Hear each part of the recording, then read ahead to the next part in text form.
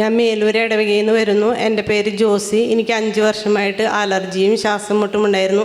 അത് ആദ്യം തുമ്മി കഴിഞ്ഞ് കഴിയുമ്പോൾ തലയുടെ ഉള്ളിൽ തണുപ്പാണോ പൊടിയാണോ? പൊടിയുടെ തുമ്മി കഴിഞ്ഞ് കഴിയുമ്പോൾ മൂക്കിൻ്റെ ഉള്ളും ചെവിയുടെ ഉള്ളിൽ കണ്ണ് വായയുടെ ഉള്ളിൽ ഇതൊക്കെ ഭയങ്കര ചൊറിച്ചിലായിരുന്നു. അത് കഴിഞ്ഞ് അത് ശ്വാസം മുട്ടായിട്ട് മാറും. ഞാൻ സെപ്റ്റംബർ 9 അത്ഭുത ജപമാല കണ്ട് വെഞ്ചിരിച്ച തേനും ഒലിവ് ഓയിലും ഉപയോഗിച്ചു.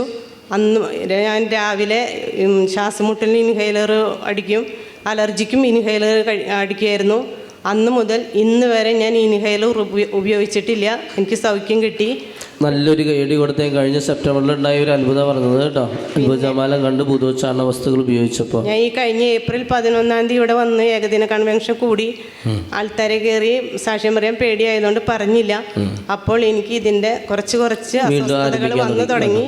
പക്ഷേ ഇൻഹേലർ ഇന്ന് വരെ ഉപയോഗിച്ചിട്ടില്ല.